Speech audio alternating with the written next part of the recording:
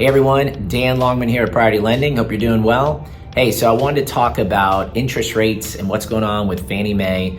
I got a lot of interest this past weekend from past clients, friends, family about stuff that was put out in the media, social media, news outlets.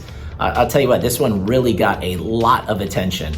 So let's talk about it. So the buzz and the hype going on was that Fannie Mae basically changed their rates where someone with a high credit score and high down payment would now have a higher rate than someone with a low credit score and low down payment. You know, how could that be? It used to be the reverse. So this is not necessarily true. So let's dive into this and give you the facts.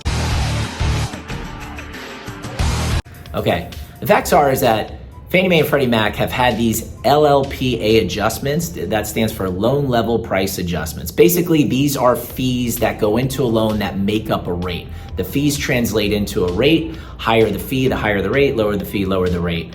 We've had these out though since 2008. It's nothing new. So when we went through the housing financial crisis back in 07 and 08, they made adjustments because they realized not one rate fits all people, right?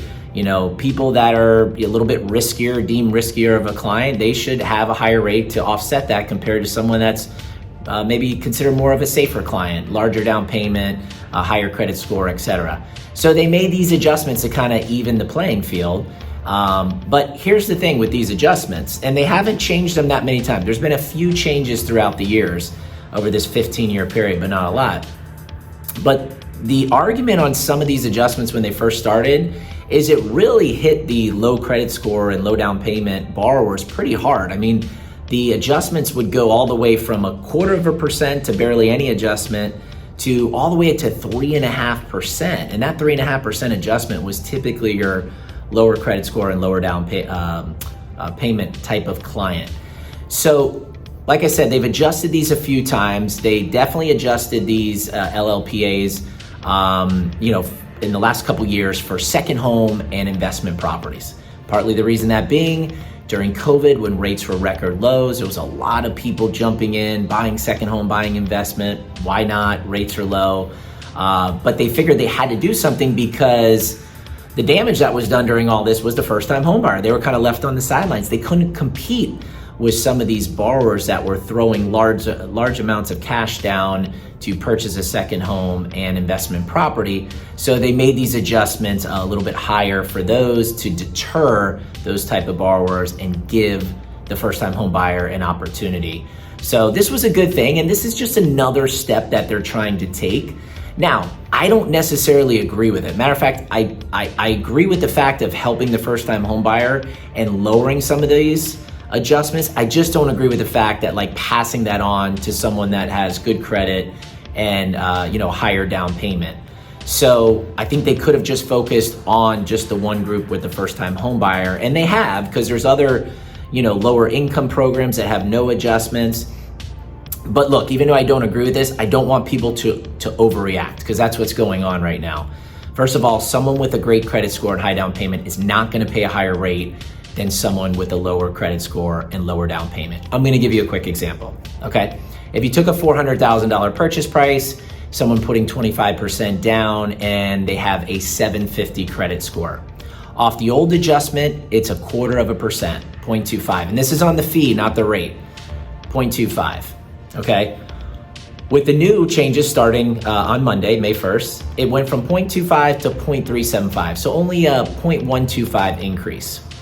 Same scenario, 400,000, 25% down. Now instead of a 750 score, a 650 score.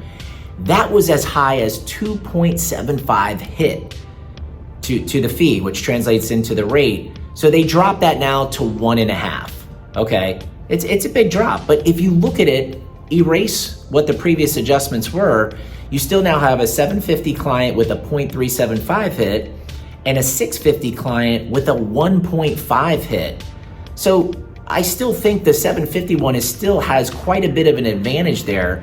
You can make the argument that the spreads were just too far apart before, and they're now trying to get them a little bit more in line, okay? And if some of you think, well, why are they trying to cater to, the first-time home buyers? I don't understand. Well, let me give you a quick stat real quick.